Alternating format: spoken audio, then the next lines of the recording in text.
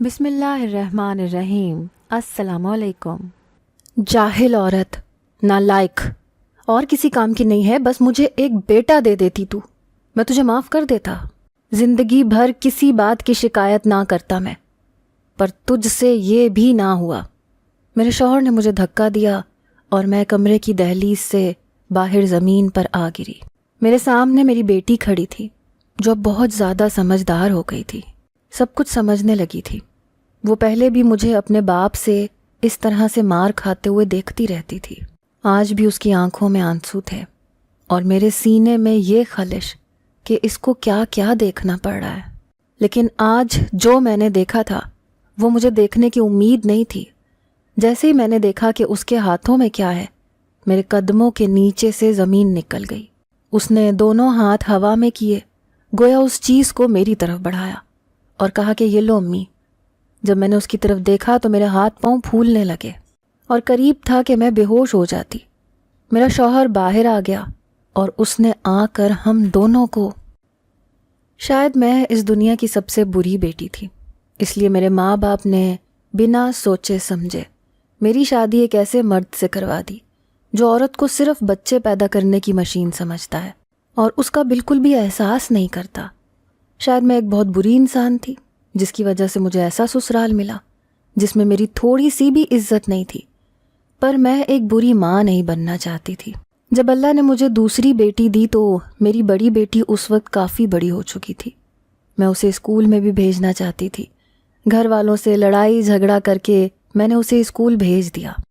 میری ساس نے کہا کہ 10 کلاسیں پاس کر کے کیا کر لے گی، لیکن میرا ارادہ اسے صرف 10 کلاسیں پاس کروانے کا نہیں تھا۔ میری بیٹی پڑھائی میں بہت اچھی تھی، اسکول میں بھی، پر میری بیٹی کے دماغ پر کیا اثر پڑ رہا تھا جب وہ روز میرے شوہر سے مجھے گالیاں کھاتے ہوئے دیکھتی تھی۔ میرا شوہر روز جھگڑا کرتا تھا۔ 2 بیٹیوں کو پیدا کرنے کے بعد نہ جانے مجھ میں کیا خرابی آ گئی تھی کہ میرے ہاں پھر سے اولاد پیدا نہیں ہو رہی تھی۔ تو میرے شوہر نے اب مجھے بانجھ کہنا شروع کر دیا۔ میں نے بھی ایک دن غصے میں آ کر کہہ دیا کہ میں بانجھ ہوں تو یہ دونوں بیٹیاں کہاں سے آئی ہیں؟ اس نے کہا کہ جو عورت صرف بیٹیاں پیدا کرے وہ بانجھ ہی ہوتی ہے۔ عورت تب ثمر دینے والی ہوتی ہے جب وہ بیٹا پیدا کرتی ہے، اور تو ابھی بانجھ ہی ہے۔ وہ اپنی ماں سے اپنے کان بھروا کے آتا تھا، اس کے بعد میرے ساتھ لڑائی کرتا تھا۔ میری بیٹی کا نام روبینہ تھا، ہم اسے پیار سے بینا کہتے تھے۔ وہ مجھے کہتی تھی کہ کیا بابا آپ سے پیار نہیں کرتے؟ میں نے کہا بیٹا مردوں کا پیار اور طرح کا ہوتا ہے، وہ پیار کرتے ہیں تبھی تو میرے لیے اور تمہارے لیے اس گھر میں ساری چیزیں لا کر دیتے ہیں، لیکن بابا کو بہت زیادہ غصہ آتا ہے۔ بیٹا اس لیے تم بھی ایسی ویسی کوئی بات نہ کرنا۔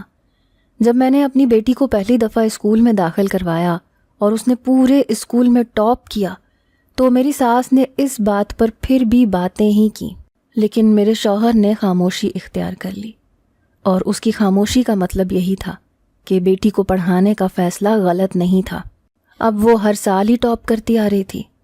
میں کبھی سوچ بھی نہیں سکتی تھی کہ وہ کوئی ایسی حرکت کر سکتی ہے جس کی وجہ سے ہمارے گھر پر کوئی مصیبت آ سکتی ہے، لیکن میں اس دن حیران رہ گئی جب اس کی پرنسپل اور پولیس ہمارے دروازے پر آئی۔ میری قسمت اچھی تھی کہ گھر میں نہ تو میرا شوہر تھا اور نہ ہی میری ساس تھی۔ میں نے کہا کہ جی آپ لوگ یہاں پر؟ میں پرنسپل کو پہچان نہ گئی ہوتی تو دروازہ بھی نہ کھولتی۔ اس نے کہا کہ جی بڑی ضروری بات کرنی ہے آپ کی بیٹی کے بارے میں۔ میں نے کہا کہ آپ میری بیٹی کے بارے میں بات کرنے آئی ہیں تو پولیس کو کیوں لے کر آئی ہیں؟ وہ کہنے لگی کہ بات ہی ایسی ہے، اور مجھے رات والا منظر یاد آ گیا، کیونکہ کہیں نہ کہیں میں بھی جانتی تھی کہ یہ لوگ کیوں آئے تھے، کیونکہ وہ میری زندگی کا سب سے برا دن تھا۔ صبح صبح میرے شوہر کی خالہ اور اس کی ایک کزن ہمارے گھر میں داخل ہوئی۔ یہ وہی لڑکی تھی جس سے میرا شوہر شادی تو نہیں کرنا چاہتا تھا، پر میری ساس اس کی شادی اسی لڑکی سے کروانا چاہتی تھی۔ اس طرح ہم دونوں کی شادی ہی آگے پیچھے ہوئی تھی۔ یہ لڑکی شکل کی صورت کی بالکل بھی خوبصورت نہیں تھی، اور میرے شوہر نے میری شکل و صورت دیکھ کر مجھے پسند کیا تھا اور اس لڑکی سے شادی سے انکار کر دیا تھا۔ مگر اب یہ بات دیکھ کر اس کا دل جلنے لگا کہ اس عورت کے ہاں 4 بیٹے پیدا ہوئے، چاروں کے چاروں بیٹے۔ میری ساس بار بار یہ بات کہتی تھی کہ شاہین سے نکاح کیا ہوتا تو آج یہ چاروں بیٹے تیرے ہوتے، تو 4 بیٹوں کا باپ ہوتا، اور 4 تو دور، تیرے ہاں تو ایک بیٹا بھی نہیں ہوا، اور اب تو لگتا ہے یہ بیٹی پیدا کرنے کے قابل بھی نہیں رہی۔ اب شاہین تو ہاتھ سے نکل گئی، لیکن شاہین کی ایک چھوٹی بہن ابھی تک بیٹھی ہے۔ میرے شوہر نے کہا کہ اماں خدا کا خوف کرو، وہ مجھ سے 10 سال چھوٹی ہے۔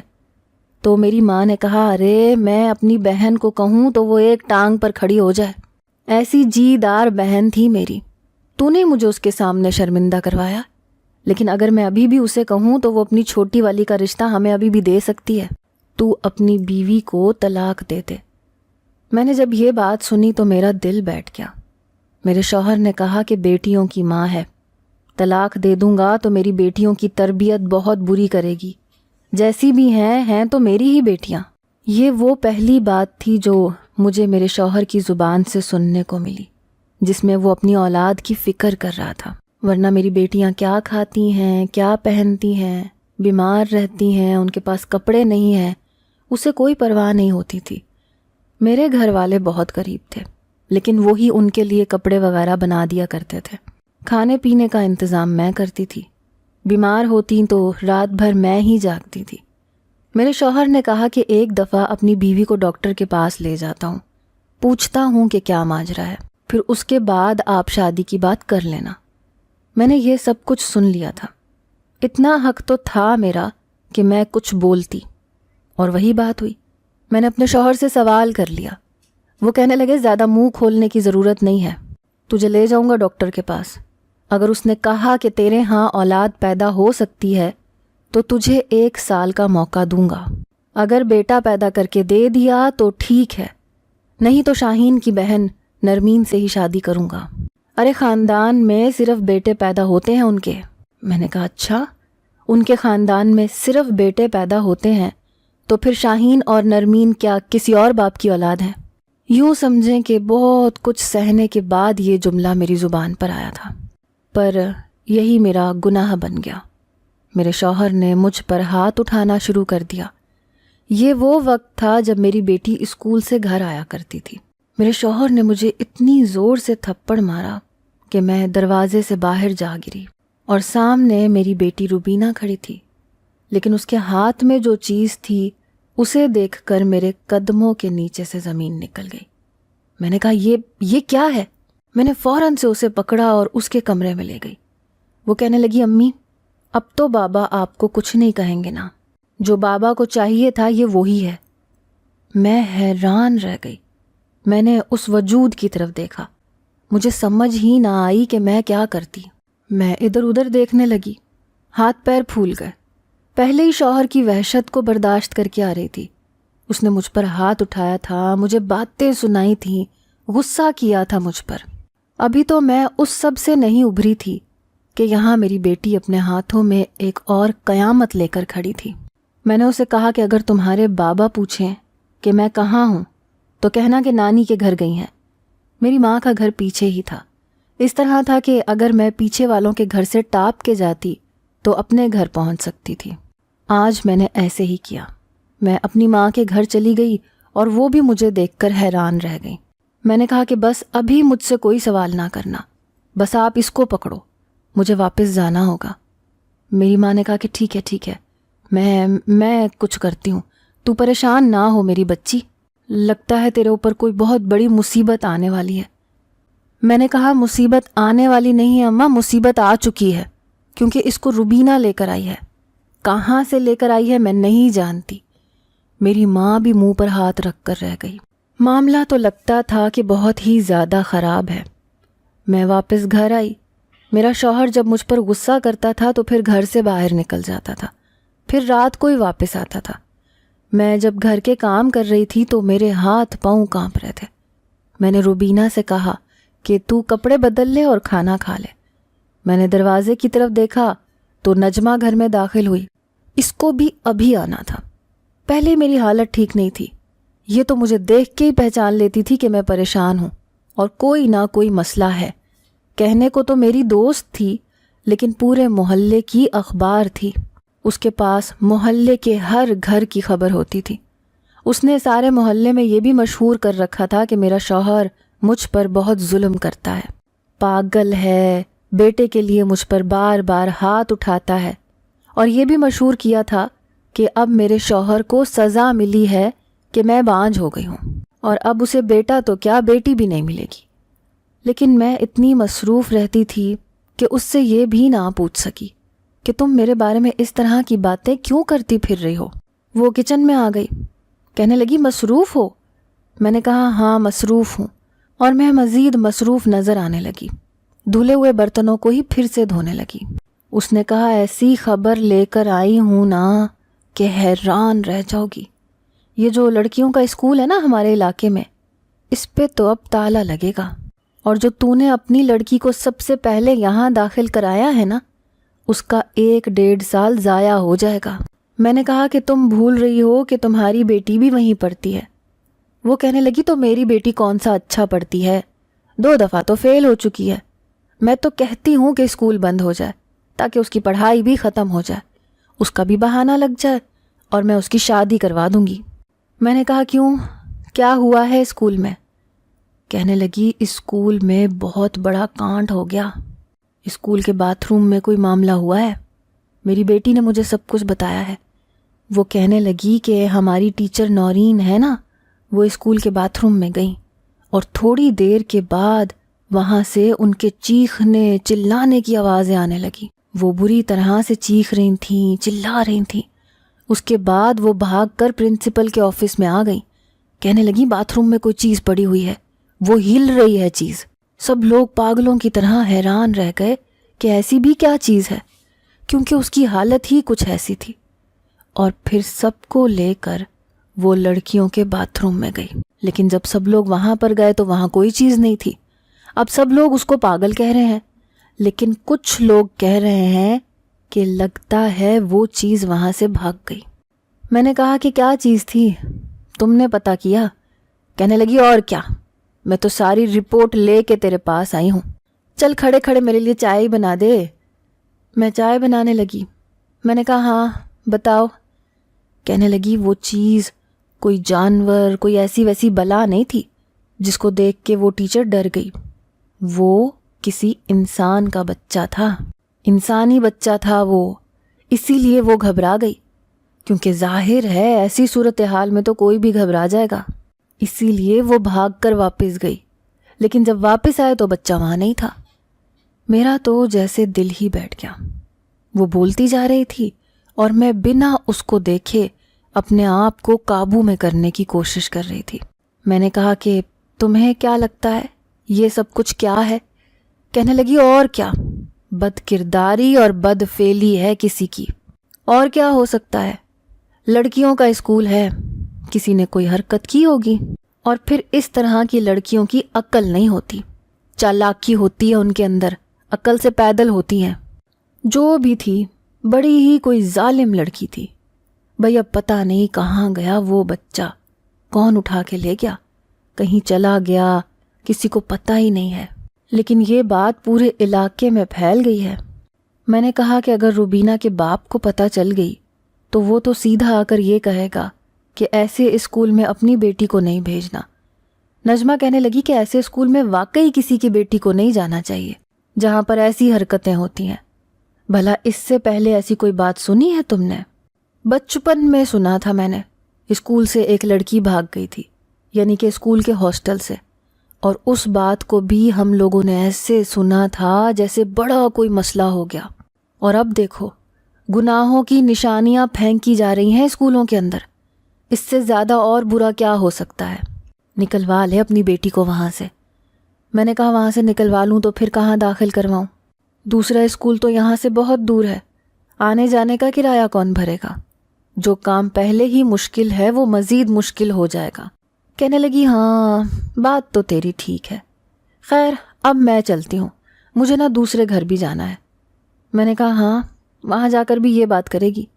کہنے لگی اور کیا، اور میرے پاس ہے ہی کیا کرنے کو، میرے شوہر کو میں نے کہا تھا کہ ایک بڑے والا فون لے دو، گھر میں بیٹھ کر کوئی ویڈیو وغیرہ دیکھتی رہوں گی۔ اس نے کہا کہ ابھی نہیں لے کے دے سکتا، عید کے بعد لے لوں گا، ابھی جیب اجازت نہیں دے رہی۔ تب تک دل بہلانے کے لیے ادھر کی ادھر اور ادھر کی ادھر ہی کروں گی نا۔ اور پھر مجھے کیا یا تجھے کیا، ہمارے گھر کی بیٹیوں نے تھوڑی یہ سب کچھ کیا ہے، اس لیے خبر اڑانے میں کیا جاتا ہے۔ میں نے کہا دیکھ نجمہ، معاملہ بڑا سیریس ہے، تو اس طرح کی حرکت نہ کر، اور یہ نہ ہو کہ کچھ اور ہو جائے۔ وہ کہنے لگی ارے کچھ نہیں ہوتا، اب تو ویسے بھی شام ہونے والی ہے، بس 2-4 گھروں میں گھوموں گی پھر واپس چلی جاؤں گی۔ نجمہ کا اپنے گھر اور اپنی اولاد پر بالکل بھی دھیان نہیں ہوتا تھا، پورا دن وہ ادھر ادھر پھرتی رہتی تھی۔ میں حیران تھی کہ اس کی زندگی کا مقصد ہی یہی تھا۔ وہ واقعی ایسی عورت تھی، جو فلموں ڈراموں میں کریکٹر بنائے جاتے ہیں نا، وہ واقعی عام زندگی میں بھی ہوتے ہیں۔ میرا تو بلڈ پریشر ویسے ہی ہائی ہو رہا تھا، کیونکہ وہ جس بچے کی بات کر رہی تھی کہ وہاں سے غائب ہو گیا، اس کو اٹھا کے لانے والی میری بیٹی تھی، اور وہ اس بچے کو اٹھا کر لائی تھی، اور اس کے معصوم دماغ نے یہ سوچا کہ میرا باپ ہر وقت میری ماں کو یہ کہتا رہتا ہے کہ تو مجھے بیٹا پیدا کر کے نہیں دے سکتی، ہمارا بیٹا نہیں ہے، بہنوں کا بھائی نہیں ہے، اس لیے وہ اس بچے کو اٹھا کے لے آئی، کیونکہ وہ ایک بیٹا تھا، اور اس لیے اٹھا کے لائی کہ اب گھر میں بیٹا آ جائے گا تو میرا باپ میری ماں سے لڑائی جھگڑا نہیں کرے گا اور سب کچھ ٹھیک ہو جائے گا، میرے ماما پاپا آپس میں ہنسی خوشی رہنے لگیں گے۔ یہ تھا میری بیٹی کا مقصد اور نیت، لیکن اسے پتہ نہیں تھا کہ اس نے کیا کر دیا تھا، کیونکہ اب اگر کسی کو بھی پتہ چل جاتا کہ وہ وہاں سے اس بچے کو اٹھا کے لائی ہے تو لوگ یہی سمجھتے کہ یہ اس کا اپنا بچہ ہے۔ میں نے اس بچے کو اپنی ماں کے حوالے کیا تھا، کیونکہ میرے گھر میں میری بھابھی کے ہاں ابھی ابھی ولادت ہوئی تھی۔ ان کے گھر میں اس بچے کے حساب سے کپڑے بھی تھے اور دودھ پیمپر بھی، اور میری بھابھی بھی کوئی بری عورت نہیں تھی، انسان کا بچہ تھا، ظاہر ہے وہ لوگ سنبھال ہی رہے ہوں گے۔ لیکن اب میں دعا کر رہی تھی کہ یہ بات میرے گھر تک نہ آئے اور اس کا کوئی بھی سرا میری بیٹی سے نہ جا ملے۔ اس کے بعد دیکھا جائے گا کہ اس بچے کا کیا کرنا ہے، چپکے سے پولیس کے حوالے کر دیں گے کہ ہمیں تو کہیں پڑا ہوا ملا تھا، کچھ بھی ہو سکتا تھا، بس یہ معاملہ میری بیٹی کے ساتھ نہ لگتا۔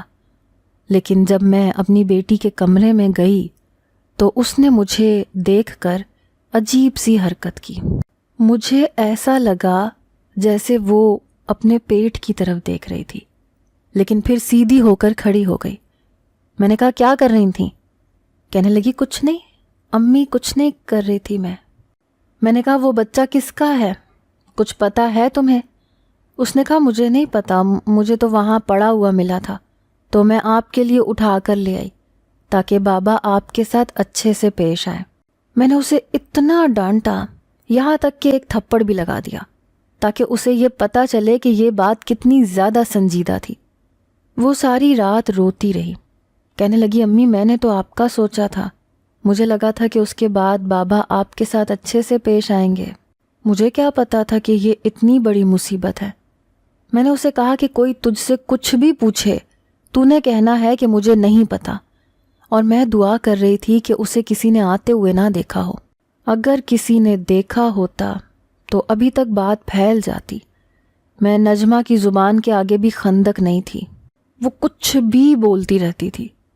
ایک پل کو میں نے سوچا کہ اسے یہ سب کچھ بتا دیتی ہوں تاکہ وہ یہ بات جگہ جگہ نہ پھیلائے، لیکن پھر سوچا کہ اگر سب کچھ بتا دیا تو پھر تو وہ مزید اس بات کو جگہ جگہ پھیلائے گی۔ میں بہت زیادہ پریشان تھی، ساری رات بیٹھ کے نماز پڑھتی رہی۔ میرے شوہر نے مجھ سے کہا کہ یہ کون سی نفلی عبادت ہو رہی ہے، اللہ سے بچہ مانگ رہی ہے کیا؟ آج تو ڈاکٹر بیٹھی نہیں تھی، صبح لے جاؤں گا تجھے ڈاکٹر کے پاس، دیکھتے ہیں پھر ڈاکٹر کیا کہتی ہے، اب تیری قسمت کا فیصلہ تو ڈاکٹر ہی کرے گی۔ میں نے کہا کہ قسمت کے فیصلے کوئی ڈاکٹر نہیں کرتا، اللہ کرتا ہے، اللہ نے میرے لیے جو سوچا ہوگا مجھے منظور ہوگا۔ میرے شوہر نے کہا اچھا، یعنی تو مجھے دوسری شادی کرنے کی اجازت دے رہی ہے؟ میں نے کہا آپ کو میری اجازت کی کیا ضرورت ہے، آپ کا جو دل کرتا ہے وہ آپ کرتے ہیں، پہلے بھی کرتے رہے ہیں، ابھی بھی کریں گے، بس اپنی بیٹیوں کے بارے میں سوچ لیجئے گا۔ میرا شوہر چپ ہو گیا، مجھے امید نہیں تھی کہ وہ چپ ہوگا، مجھے تو لگا تھا کہ پھر سے اٹھ کر مجھ پر ہاتھ اٹھائے گا، لیکن اس دفعہ وہ کچھ نہ بولا۔ صبح ہوئی تو پولیس اور اسکول کی پرنسپل ہمارے گھر آ چکی تھی۔ میں پہلے سے ہی سارا معاملہ سمجھتی تھی۔ لگتا ہے کہ ان کو پتہ چل گیا تھا کہ روبینہ بچہ اٹھا کے لائی تھی۔ اب جو بچہ اٹھا کے لایا تھا، بچہ تو اسی کا سمجھا جانا تھا۔ وہ اندر آ گئی۔ جیسے ہی انہوں نے اندر قدم رکھا، میرا شوہر بھی آ گیا۔ میں تو تھر تھر کانپنے لگی، لیکن پولیس والوں کے سامنے اس نے مجھے کچھ نہیں کہا اور کہا کہ جی جناب، آپ یہاں پر کیسے؟ تو وہ کہنے لگے کہ اندر جا کر بات کرتے ہیں۔ پرنسپل بھی اندر بیٹھ گئی اور پولیس والے بھی۔ میرے شوہر کو بھی میں نے سب کچھ بتا دیا، اور پھر اسے پولیس نے کہا کہ آپ کی بیٹی کو بچہ اٹھا کر بھاگتے ہوئے دیکھا گیا ہے۔ وہ بچہ کہاں ہے وہ آپ ہمیں بتائیں، اور ہمیں آپ کی بیٹی سے بھی بات کرنی ہے۔ اس نے پورے اسکول کا نام برباد کیا ہے۔ ہم اسے اسکول سے نکال دیں گے اور اپنے اسکول کی عزت کو بچائیں گے۔ اس کی وجہ سے ہم اپنے اسکول کا نام کیوں خراب ہونے دیں؟ ایک گندی مچھلی سارے تالاب کو گندا کرتی ہے۔ آپ نے تو کہا تھا کہ میری بیٹی بڑی قابل ہے، یہ قابلیت دکھائی ہے آپ کی بیٹی نے۔ پرنسپل بول رہی تھی کہ اچانک میرے شوہر نے ایسی حرکت کی جس کی مجھے بالکل بھی امید نہیں تھی۔ اس نے کہا کہ آپ میرے گھر میں بیٹھ کر میری ہی بیٹی پر الزام لگا رہی ہیں۔ کیا ثبوت ہے اس بات کا کہ وہ بیٹا میری بیٹی نے جنم دیا ہے؟ آپ سب میرے ساتھ ہسپتال چلیں، وہاں جا کر فیصلہ ہوگا۔ میرا شوہر میرے پاس کمرے میں آیا تو مجھے لگا کہ منہ سے نہیں ہاتھ سے بولے گا۔ اس نے کہا بچے کو لے کر آؤ اور چادر لے کر باہر آؤ، اور روبینہ سے کہو ہمارے ساتھ چلے۔ میں نے کہا کہ جی۔ میں نے بچہ اپنے ماں باپ کے گھر سے منگوایا۔ انہوں نے اسے اچھے سے کپڑے پہنائے تھے، کھلایا پلایا تھا، بالکل ٹھیک ٹھاک تھا اور بہت ہی زیادہ خوبصورت تھا۔ اسے اٹھا کر ہم لوگ اپنے ساتھ ہسپتال لے گئے۔ ہسپتال والوں نے کچھ ٹیسٹ وغیرہ کیے اور یہ بات ثابت ہو گئی کہ اس بچے کا ہم سے کوئی بھی خونی رشتہ نہیں ہے، نہ مجھ سے، نہ روبینہ سے، اور نہ میرے شوہر سے۔ پرنسپل کے منہ پر تو صحیح تھپڑ پڑا تھا۔ اب شرمندہ ہو رہی تھی۔ میرے شوہر نے کہا کہ اگر میری بیٹیوں کے بارے میں کسی نے ایسی بات کی تو مجھ سے برا کوئی نہیں ہوگا۔ بچہ ہمیں ملا ہے، ہم دیکھ لیں گے کہ بچے کا کیا کرنا ہے۔ آپ یہاں سے جا سکتے ہیں۔ پولیس والوں نے کہا کہ جب تک اس کے اصلی ماں باپ نہیں ملتے تب تک آپ اسے اپنے پاس رکھ سکتے ہیں۔ میرے شوہر نے پولیس والوں کو کہا کہ جی، میں ان معاملات کو اچھی طرح سمجھتا ہوں۔ اگر اس کے اصلی ماں باپ مل گئے تو ہم ان کی امانت ان کے حوالے کر دیں گے۔ میرے شوہر نے بڑے طریقے سے یہ معاملہ ہینڈل کیا۔ جب میری ساس نے سوال کیا تو اس نے ان کو بھی بڑے طریقے سے چپ کروا دیا۔ پورا دن گزر گیا، شام ہو گئی، بچہ میری گود میں تھا۔ روبینہ بھی کمرے میں بیٹھی تھی جب میرا شوہر وہاں پر آیا۔ مجھے لگا کہ آج ہم دونوں کی خیر نہیں ہے۔ پہلے پرنسپل اور پولیس والوں کے سامنے وہ ہمارا لحاظ کر رہا تھا، پر اب نہیں چھوڑے گا۔ اس نے روبینہ کا ہاتھ پکڑا۔ میں نے اس کے سامنے ہاتھ جوڑے۔ میں نے کہا نہیں، بچی ہے، چھوٹی ہے، اسے نہیں پتا تھا۔ میرے شوہر نے کہا تم چپ رہو۔ اس نے روبینہ کو اپنے پاس بٹھایا، کہا کہ بیٹے کیوں تم اس بچے کو اٹھا کے لائی تھی؟ وہ بہت پیار سے پوچھ رہا تھا اور میں حیران ہو رہی تھی۔ کہنے لگی بابا آپ روز امی کو مارتے ہیں، امی ساری رات روتی ہیں، اس لیے میں نے سوچا کہ میں اٹھا کے لے آتی ہوں، کیونکہ آپ کہہ رہے تھے نا کہ مجھے بیٹا چاہیے، تو دیکھیں نا یہ چھوٹا سا بھائی ہی تو ہے۔ اچانک میرے شوہر کی آنکھوں میں آنسو آئے اور روبینہ کو گلے لگا کے پھوٹ پھوٹ کے رونے لگا۔ اس نے کہا ہاں بیٹا، یہ چھوٹا سا بھائی ہی ہے اور اب یہ ہمارے ساتھ ہی رہے گا۔ یہ سن کے میں حیران رہ گئی۔ میری آنکھوں میں بھی آنسو ایسے آئے کہ جیسے صدیوں سے قید تھے۔ میں نے اپنے شوہر کی طرف دیکھا تو اس نے آنکھوں سے اشارہ کیا۔ اس کا مطلب تھا کہ مجھے تم سے کوئی شکایت نہیں۔ اس نے میرا ہاتھ پکڑا اور میں بھی پھوٹ پھوٹ کے رونے لگی۔ تب سے اس بچے کو ہم لوگ ہی پال رہے ہیں۔ ظاہر ہے کہ کسی لڑکی کا کیا دھرا تھا، اس لیے اس بچے کا DNA کا سیمپل پہلے ہی ڈاکٹر کے پاس تھا۔ ایک دن وہ سب لوگ اسکول میں آ گئے اور ساری لڑکیوں کا سیمپل لینے لگے۔ کرتے کراتے اس کی ماں کے بارے میں پتہ تو چل گیا، لیکن اگلے ہی دن وہ لوگ اپنی بیٹی کو لے کر گاؤں چھوڑ کر چلے گئے، اور جس گھر کی وہ بیٹی تھی وہ گھر کوئی اور نہیں بلکہ نجمہ کا گھر تھا۔ وہ نجمہ کی بیٹی تھی۔ شاید یہ نجمہ کی سزا تھی کہ وہ لوگوں کی باتیں جگہ جگہ کرتی پھرتی تھی، لوگوں کے راز جگہ جگہ دیتی تھی، لوگوں کا پردہ کھولتی تھی۔ کہتے ہیں نا کہ کسی کا پردہ رکھ لینا چاہیے، شاید اسی لیے اسے سزا ملی کہ اس کی بیٹی نے ہی یہ سب کچھ کیا تھا۔ جس عورت کا پورا خیال صرف محلے کی باتیں ادھر ادھر کرنے پر ہو، وہ اپنی جوان بیٹی پر کیا نظر رکھے گی؟ اسے پتہ ہی نہیں چلا کہ کب اس کی بیٹی نے یہ سب کچھ کیا، لیکن وہ اپنی بیٹی کو وہاں سے لے کر بھاگ گئی۔ کہاں گئی کسی کو نہیں پتا۔